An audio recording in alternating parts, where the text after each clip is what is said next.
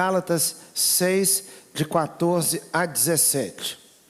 Diz assim a bendita palavra de Deus: mas longe de mim gloriar-me senão na cruz de nosso Senhor Jesus Cristo, pela qual o mundo está crucificado para mim e eu estou crucificado para o mundo. Pois nem a circuncisão é coisa alguma, nem a incircuncisão, mas o ser nova criatura. E a todos os que andarem em conformidade com esta regra, paz e misericórdia sejam sobre eles e sobre o Israel de Deus. Até aí somente. Que Deus abençoe sua palavra nos nossos corações. Amém? Meus irmãos, o que nos dá na vida segurança? Onde está a nossa segurança? Alguns pensam que a segurança está no emprego, na vida financeira e até no acúmulo de muitos bens. Há inclusive na Bíblia uma parábola que Jesus contou, que um homem estava tão farto, tão cheio de riquezas, que ele disse: alma, falando consigo próprio. E você sabe que nós todos conversamos conosco. Você instrui a sua alma, você fala consigo. Mas aquele homem disse a si próprio: alma, você tem muitos bens, come, bebe e descansa, porque você tem muitos bens. Então foi um respirar de segurança. Mas o Senhor, olhando para aquele homem, disse: louco, esta noite te pedirão a tua alma, e o que você tem preparado para quem será? Aquela pergunta, o que você tem preparado para quem será, coloca-nos, meus irmãos, diante da realidade da vida, que os bens materiais não representam estabilidade diante de Deus. O que Ele preparou, para quem seria? Então há necessidade de algo maior, um preparo diferente. Outros, meus irmãos, possuem a sua segurança para esta vida, também na sua família, ou na sua nacionalidade, na sociedade onde vive. Pessoas que pensam que mudando de lugar, mudando de cidade, mudando de país, encontrará estabilidade na vida. Mas nós sabemos também que sociedade nenhuma pode dar plena estabilidade. Tudo isso tem um conjunto de variáveis, e uma pessoa com desejo de ir ao encontro da felicidade pode encontrar a infelicidade para onde está indo. Então, lugar nenhum, porque existem pessoas muito infelizes em lugares, em sociedades muito bem organizadas. Então a nossa estabilidade na vida não está no lugar onde vivemos. Também, meus irmãos, muitas vezes a pessoa coloca toda a sua fé em uma outra pessoa. Pode ser num cônjuge, o casamento é a minha fonte de segurança, ou o emprego da minha esposa, o emprego do meu marido, se torna a minha fonte de segurança. Também isso não é uma fonte perene, permanente de segurança. Não é. É muito comum nós ouvirmos as pessoas falarem fazer um concurso público para adquirir estabilidade. Concurso público não dá estabilidade nenhuma para a vida, porque a vida tem muitas instabilidades. Irmãos, e com relação a Deus? Com relação a Deus é que essas coisas valem muito pouco mesmo. O dinheiro com relação a Deus, será que ele nos resolve? Será que ser muito rico nos resolve diante de Deus? Alguns acham que ser muito pobre é o que nos resolve diante de Deus. Que Deus fez uma opção pelos pobres. E o fato de ser pobre me resolve com Deus. Mas as pessoas se esquecem de que pobre também peca. Existe amargura, existe rancor, tanto no coração de rico quanto de pobre, e no coração de cá quanto do de lá, é mesmo pecado. Alguns acham que por sua situação de mais sofrimento, de lutas, às vezes com saúde, isso resolve diante de Deus. Mas nós precisamos entender que quem sofre também está sujeito a pecar. Quando a Bíblia mostra o que nos resolve diante de Deus, não é pobreza e nem riqueza, não é emprego, não é dinheiro, não é também status social. O que nos resolve diante de Deus é uma pessoa, e esta pessoa é Jesus Cristo. Quem nos resolve, quem nos dá segurança real é Jesus Cristo. Também a religião pura não dá estabilidade. A religião exerce um papel importante. Não é um papel qualquer. Nós somos religiosos. Nós separamos hoje o domingo para vir aqui num lugar, para cantar. Isso não é errado, isso é bom. A religião tem um papel pedagógico, instrutivo.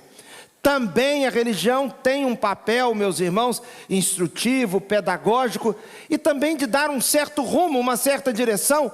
Mas qualquer religião que não aponte para a cruz de Cristo, qualquer religiosidade vazia sem a cruz de Cristo, também não nos resolve. Veja que essa era uma questão crucial no livro de Gálatas. Porque alguns achavam que por serem descendentes de Abraão, do povo de Israel, por obedecerem todos os ritos de Moisés, e o rito da circuncisão, quando uma criança era apresentada a Deus, quando uma criança era consagrada, a criança também passava por uma cirurgia pequena, como se fosse uma cirurgia de fimose, e o menino crescia com aquela marca da aliança. E aquilo era importante, e foi importante mesmo, porque era também, exercia um papel pedagógico, de ensino, de lembrança, de despertamento da memória, porque cada vez que um homem olhava para o seu próprio corpo, ele percebia a marca da circuncisão, e a marca da circuncisão o lembrava de que ele fazia parte de um povo aliançado com Deus, ele fazia parte de um povo consagrado a Deus.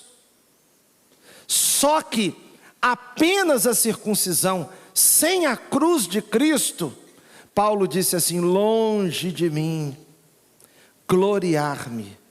Gloriar-se era confiar, a não ser em outra coisa, a não ser na cruz de Cristo. Se alguém pensa que a circuncisão é suficiente, não é. E Paulo diz: nem a circuncisão, nem a incircuncisão, nem ser circuncidado, nem não ser. O que nos resolve diante de Deus é a pessoa de Jesus. Meus irmãos, e aí o texto vai nos ensinar, e para nós aqui seria mais ou menos assim: não é o ser batizado simplesmente, não é ser de uma igreja simplesmente, não é estar inserido simplesmente num grupo de fé. A cruz de Cristo tem que estar na minha vida, porque a cruz de Cristo, meus irmãos, faz duas coisas, sem as quais a nossa vida fica vida carnal, com circuncisão, sem circuncisão, membro de uma igreja ou não membro de uma igreja, sendo batizado ou não sendo batizado. Sem a cruz de Cristo não acontecem duas coisas. Primeiro, o mundo está crucificado para você. Não adianta ser batizado, não adianta ser da igreja, não adiantava ser circuncidado ou não ser circuncidado, e o mundo está ali vivo, não ser crucificado. Quando Paulo disse: o mundo está crucificado para mim por causa da cruz de Cristo, o que ele está indicando é que ele olha para o mundo e vê o grande cemitério que o mundo é. Aqueles atrativos do mundo, aquelas questões ligadas à fama, a poder, a prazer, e as mentiras, as ilusões que o mundo conta, Porque o mundo, meus irmãos, ele é mentiroso, porque ele opera segundo o príncipe da potestade do ar, e o príncipe da potestade do ar, ele é mentiroso, não fala a verdade e é pai da mentira. Por isso o mundo mente tanto. O mundo mente com seus valores vazios, o mundo mente com as suas ilusões. Um exemplo tão fácil do modo do mundo se comunicar, do seu jeito bem diabólico. Os irmãos se recordam, os que têm mais de 17 anos de idade, das propagandas de cigarro antigamente? Não aparecia uma pessoa tossindo, não aparecia ninguém internado, não aparecia uma luta dramática pela vida, que é o que o cigarro leva. O cigarro leva a isso, essa é a realidade é essa. Não aparecia a foto de um pulmão adoecido, porque a realidade é esta. O que o mundo vendia? O mundo vendia propaganda de cigarro com cowboys, com cavalos correndo. Na capa do cigarro tinha uma marca de cigarro muito famosa, que tinha os cavalos, uma foto dos cavalos correndo, porque o cavalo tem a ideia de força, passa a imagem de poder, de força, de velocidade, de saúde, de pujança. Então ele vende o veneno, mas mostrando a saúde, e não a doença, que é o que causa. Carros de Fórmula 1 trazendo a propaganda, porque o carro de Fórmula 1 mostra potência, associa com velocidade, com perícia, com habilidade, com vitória, com troféu, com pódio. O mundo se comunica desse jeito. Ele vende o veneno como se fosse remédio. Ele vende a doença como se fosse saúde. Ele cochicha no ouvido da mulher que ela tem que tomar um veneno para ser mulher independente, empoderada, feliz. Muitas vezes, meus irmãos, não passa de uma ilusão. O homem é a mesma coisa, só que com atrativos diferentes, com propostas diferentes. O resultado é todo de morte, todo de morte. Então o mundo tem que estar crucificado. É muito interessante, meus irmãos, nós devemos avaliar diante de Deus quando o mundo começa a nos deixar assim muito serelepes. Sabe como é que é? A pessoa fica muito serelepe, a pessoa fica muito animadinha com certas coisas que são mundanas. Uma vez, alguém me mostrou uma foto que eu fiquei chocado. Uma pessoa foi num carnaval e tirou uma foto na Marquês de Sapucaí dizendo: sonho realizado, que noite.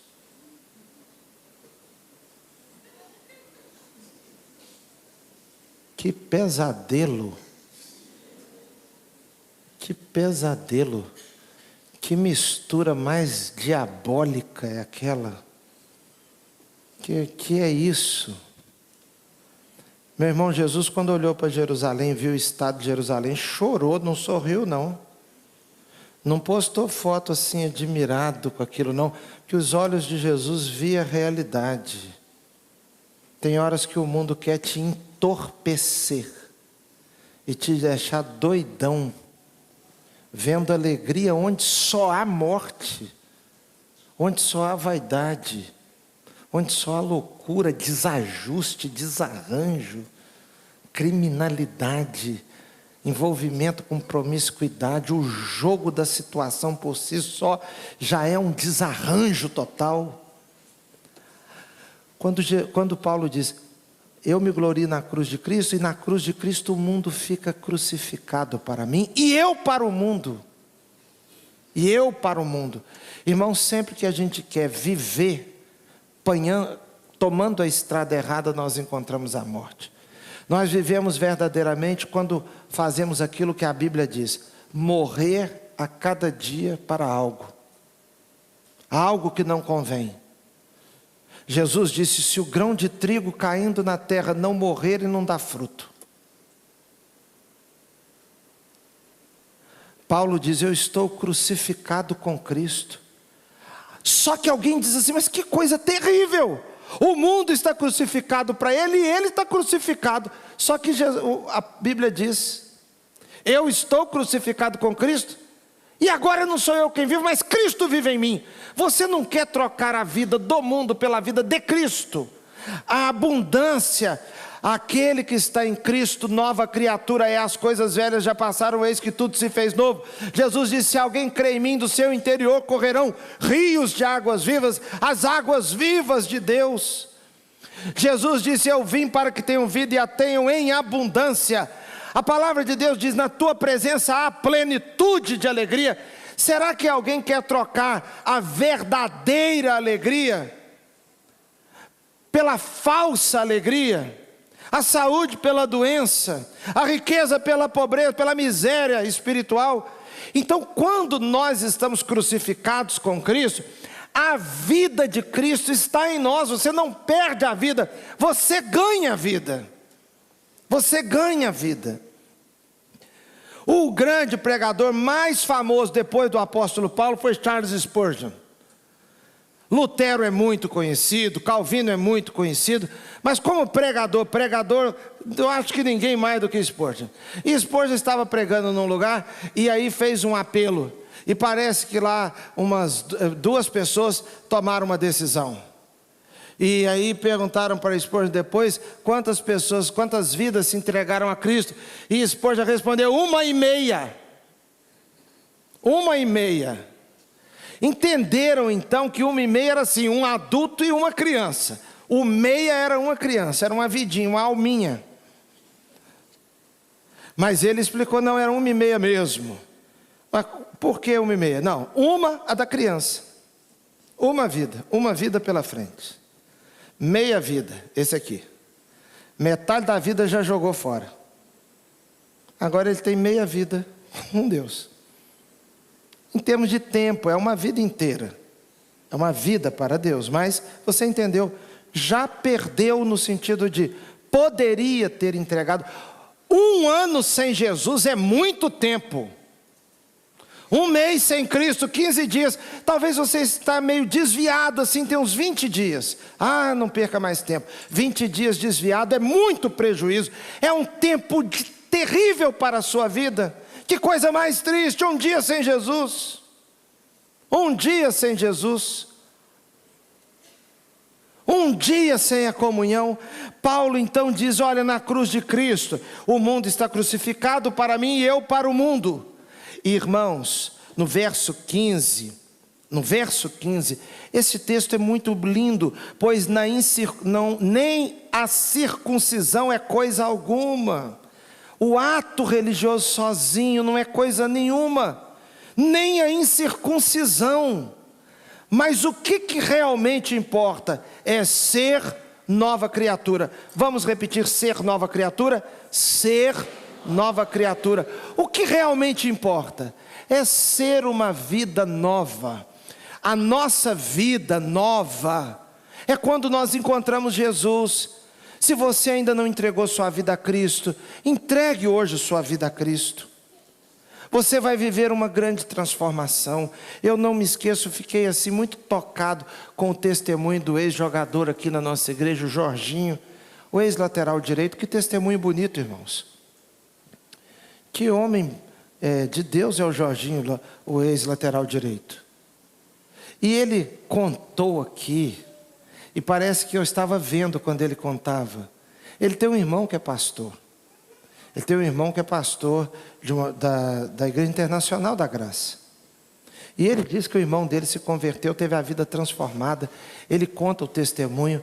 A vida do irmão era uma vida muito complicada, de muitos vícios, a mãe orando, a família orando, e ele, uma vida totalmente assim, se acabando. Um dia ele teve uma experiência com Deus, o irmão dele teve uma experiência com Deus, e chegou em casa com a vida mudada. Entrou em casa e disse: mãe, parei de beber, não vou beber mais, eu entreguei minha vida a Jesus. E o irmão dele realmente se converteu. E ele disse que o irmão dele, agora os irmãos vejam, né? O que é a singeleza das coisas. Ele disse que o irmão dele falava com ele assim: Jorge, ora comigo, meu irmão. Ora comigo. E ele dizia para o irmão: mas eu oro como? Eu não sei orar. Ora sim, ó, repita comigo. Jesus, fala, Jorge. Jesus, escreve meu nome no livro da vida. Aí falava: escreve meu nome no livro da vida. Aí ele virava para o irmão e falava assim: mas só isso? Ele falou: não é só isso, meu irmão. Isso é muita coisa. Você não está sentindo? Não, então fala de novo, meu irmão. Jesus, escreve meu nome no livro da vida. Aí ele repetia: Jesus, escreve meu nome no livro. Isso, meu irmão. Ele vai escrever o nome no livro da vida.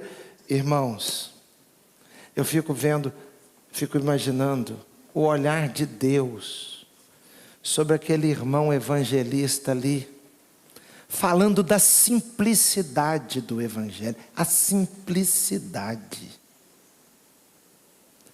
a verdade das coisas simples de Deus e o modo como Deus considera. Aí o Jorginho diz que num determinado momento aquilo parece que entrou. Aquilo parece que entrou. E ele se tornou uma nova criatura. Nós estamos aqui neste culto, estamos na igreja de Cristo, irmãos, porque a igreja é importante mesmo, mas sozinha ela não resolve. A religião sem Cristo é uma ilusão.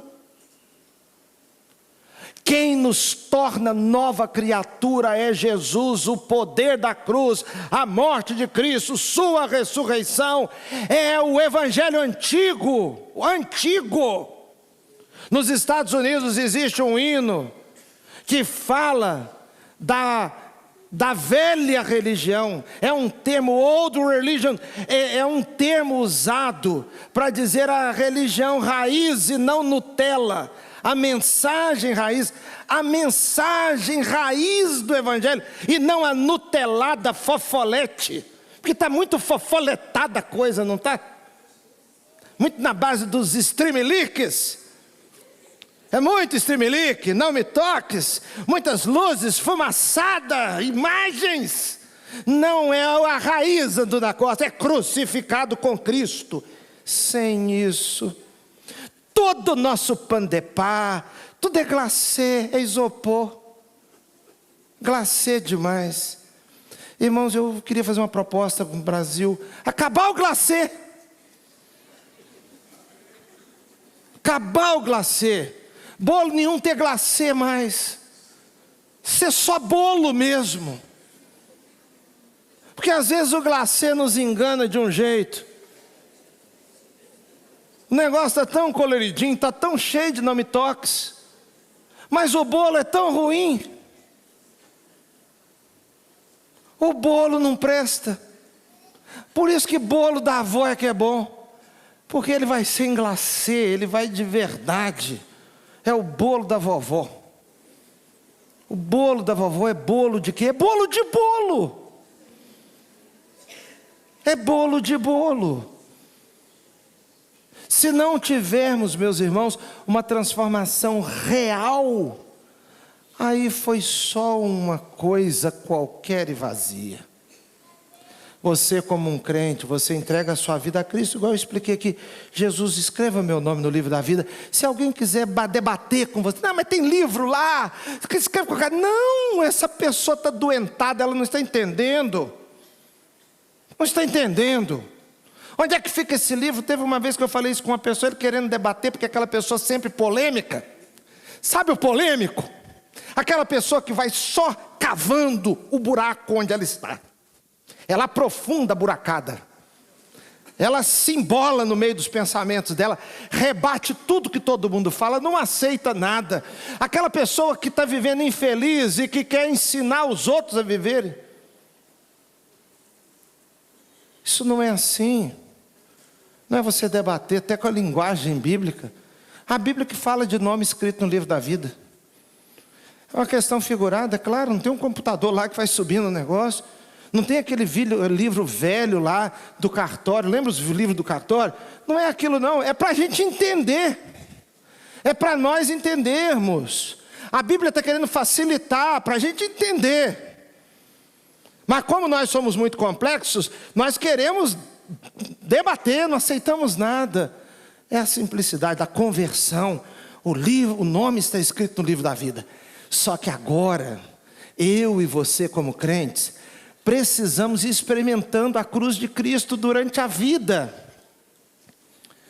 Porque durante a vida, nós vamos experimentando e vamos tendo aqui, olha, a realidade de ser nova criatura todos os dias. Então amanhã, você é mais abençoado, mais crente, mais maduro, menos abobalhado do que hoje. Terça-feira vai ser um dia melhor na sua vida, porque você vai ter tido mais um dia com Deus. Quarta-feira vai ser melhor do que segunda, como maturidade, como vida com Deus, suas experiências, mais autocontrole, mais consagração. Quinta-feira um dia melhor, ano que vem você vai estar bem melhor, porque serão 300 e tantos dias a mais na presença de Deus. Olha, quando você morrer, você vai estar muito melhor. Muito melhor. Sabe o que não pode acontecer? É nós irmos vivendo aquela água parada, aquele poço parado, sem vida nova, sem água nova, sem uma fonte a jorrar, só indo numa igreja ou fazendo um ato religioso. Causas também não nos resolvem não, irmãos. Eu posso começar agora a defender o povo que mora na Etiópia. É bom eu defender o povo da Etiópia, mas se o vizinho precisar de mim e eu ficar com raiva dele, não adianta defender o povo da Etiópia, porque o povo da Etiópia está tão longe. O que é difícil de ser atendido é o vizinho mesmo. Irmãos, eu posso agora fazer aqui uma defesa das crianças da África, mas eu tenho que cuidar das crianças da minha família, porque as crianças da África eu não posso trocar fralda, eu não posso botar para arrotar de madrugada quando mama. As crianças da África estão lá, eu estou dormindo aqui. Criança que dá trabalho é as que estão perto, as de pertinho. Defesa das mulheres. Você pode defender as mulheres, mas por favor, trata sua mãe de modo decente, porque fica em defesa das mulheres e quase matando a mãe. Isso é conversa vazia. Isso não é ter uma vida transformada. Meu irmão, Paulo diz então: eu estou crucificado para o mundo está crucificado para mim. A circuncisão, ela não é nada sem Cristo. E aqui eu quero concluir com o verso 17, que diz assim: quanto ao mais, ninguém me moleste. Paulo está dizendo assim: gente, para de me amolar. Para de me amolar. Vocês estão querendo aí, exigindo de quem não é judeu e se converteu, que a pessoa faça circuncisão, que é uma coisa de judeu. A pessoa não é judeu. Ele não é judeu, se converteu. Você quer que ele se circuncise? Fazendo essa exigência. Paulo diz: não me moleste não, não me amola não, porque eu trago no corpo as marcas do Senhor Jesus. Ou seja, vocês estão querendo a marca da circuncisão aí, ó. Vocês estão querendo que a pessoa que se converta, ela passe pela circuncisão, que é um ritual não cristão, mas judeu. A pessoa se converteu a Cristo, vocês estão querendo que ele volte na lei. O que eu trago no meu corpo, ele tinha circuncisão, mas ele diz: eu trago no corpo as marcas do Senhor. O que ele quer dizer com isso? Olha, os açoites, as varadas que eu tomei, as prisões que eu fiquei. Talvez os pulsos de Paulo fossem marcados, irmãos, porque só pela guarda romana, ele ficou preso a um soldado 24 horas por dia, amarrado no soldado. Ele dizia: eu trago no corpo, meu corpo tem marcas. Os olhos de Paulo, alguns dizem que Paulo tinha muita dificuldade com a visão, por causa da experiência dele quando estava indo no caminho de Damasco e tomou aquela interrompida do Senhor, que veio uma grande luz, ele ficou cego por 3 dias. E alguns dizem porque ele chega a dizer: olha com quão grandes letras eu escrevo, que ele tinha um problema gravíssimo nos olhos. Alguns acreditam que era alguma coisa até que causava uma certa repugnância nos outros, talvez algo que era produzido no olho. E ele diz: olha para mim, eu trago no meu corpo as marcas de Jesus. Eu tive um encontro com Cristo, e depois do encontro com Cristo, eu passei a ter marcas no corpo, seja por prisão, seja por ser açoitado, seja pela minha experiência da visão da grande luz que me deixou cego 3 dias. Eu trago no corpo algo a mais ainda do que a circuncisão. Não é uma coisa simples que alguém lá levou, importante, boa, mas insuficiente, que era a circuncisão. Eu e você, meu irmão, muito bom que estejamos na igreja, e devemos estar mesmo, que cantemos, que adoremos juntos, mas que isso seja fruto da nosso encontro com a cruz de Cristo, porque na cruz de Cristo o mundo está crucificado para nós e nós para o mundo. Que Deus abençoe sua vida, abençoe seu coração, renove a sua vida cristã, tenha assim um grande renovo. Talvez você não esteja lendo a palavra de Deus. Eu quero incentivar você: pastor, eu não aguento ler muito tempo a Bíblia. Leia pouco, leia pouco. Vamos na nossa possibilidade aqui. Pastor, eu começo a ler, começo a pensar nas coisas, no jogo do Brasil, no gol do Cabo Verde, eu começo a pensar no Messi, eu começo a pensar no não sei o que, no TikTok. Vamos fazer vamos voltar, vamos fazer uma reeducação. Vou te explicar. Você pega um texto bíblico que você achar mais fácil, pega o mais fácil. Não, eu quero começar de Apocalipse. Não, peraí, descomplique-se. Pega um texto mais fácil, e você vai pegar o texto e vai marcar 5 minutos para você ler. 5 minutos. Não, mas fulano acorda de madrugada e fala que lê a Bíblia uma vez por mês. Você ainda não chegou lá. Você vai nos 5 minutos. Você vai pegar aquele texto da Bíblia e vai fazer uma leitura devagar. E vai orar. Você vai orar. Pastor, e o que eu não entendi? O que não entendeu não vai cair na prova. Está combinado assim? Então o que você não entendeu não vai cair na prova, está combinado? Mas deixa eu te explicar o que cai na prova todo dia. Todo dia cai na prova. Todos os dias cai na prova. O Senhor é meu pastor, nada me faltará, cai todo dia. O amor é o dom mais excelente, esse não falta, toda prova tem. Toda prova tem o assunto do amor. Vinde a mim todos que estáis cansados e oprimidos, eu vos aliviarei. Tomai sobre vós o meu jugo, aprendei de mim que sou manso e humilde de coração. Cai na prova umas 10 vezes por dia. Sem parar. Bem-aventurado o homem que não anda segundo o conselho dos ímpios, não se detém no caminho dos pecadores, nem se assenta na roda dos escarnecedores. Cai na prova todo dia. Todos os dias. Entrega o seu caminho ao Senhor, confia nele, Ele tudo fará. Cai na prova todo dia. Fui moço, agora sou velho, mas nunca vi o justo desamparado, nem a sua descendência mendigar o pão. Cai na prova todo dia. Todos os dias cai na prova, lançando sobre ele toda a vossa ansiedade, porque ele tem cuidado de vós. Uma outra que cai na prova todo dia. O leão, o diabo, anda ao derredor como leão, rugindo, buscando a quem possa tragar.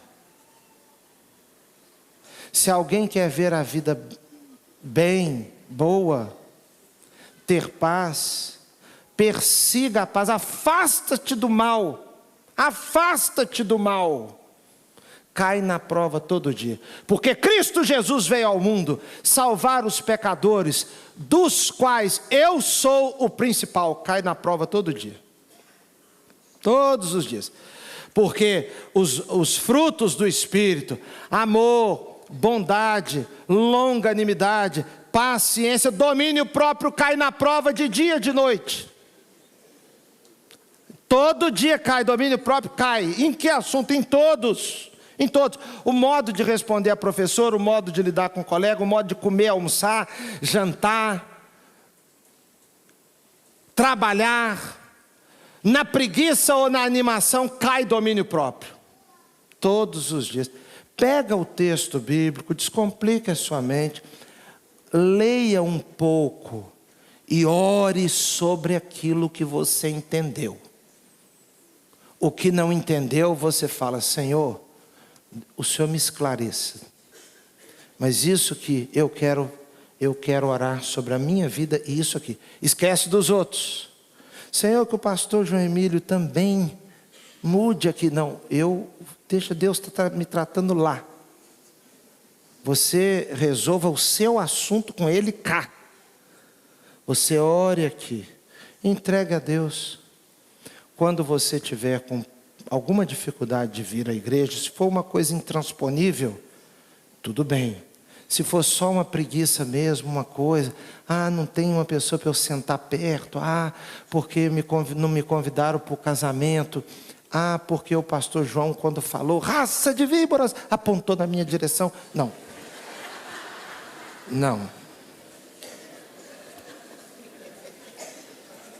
Não, você tá sendo curado. Você está num processo de vida e não de maluquice. Não, você não está no lugar da maluquice. Você está num processo de vida. Porque o pastor fulano ou beltrano falou isso na pregação e eu não concordo, porque eu sou contra dízimo. Se você nunca entregou o dízimo de dízimo, eu quero te falar com todo respeito, você não entende nada. Estou falando na boa, no amor, mas essa é a realidade. Quem entende de dízimo é dizimista. E não tem um dizimista que fala mal da experiência de ser dizimista. Fala mal de dízimo quem não entende nada de dízimo e só entende de dízimo quem entrega dízimo. Quem vive dízimo, quem não vive, não entende. Você, quando alguém lhe perguntar, você fala: desse assunto não sei nada, que eu nunca entreguei dízimo. Isso aí é um assunto que eu não sei. Não entendo disso, não. Eu tenho minhas opiniões. Como tenho opiniões sobre quase tudo na vida, eu sei escalar a seleção brasileira, sei passar remédio, sei falar de dízimo. Eu sou especialista, ainda acho que o Neymar é ruim de bola. Eu sou assim. Eu falo pelos cotovelos, mas entender das coisas mesmo entendo muito pouco. Eu não tenho experiência nenhuma nisso, eu não vivo isso. Eu não vivo isso, eu não sei o que é isso. Você vai se resolvendo na presença de Deus. Deixa Deus renovar a sua vida. Venha para o culto para cantar de todo o coração. Para louvar a Deus de todo o coração. Cantar aquilo de verdade. E quando você orar, ore verdadeiramente. Porque a sua vida vai ter uma transformação diária. E se prepare para o novo de Deus na sua história.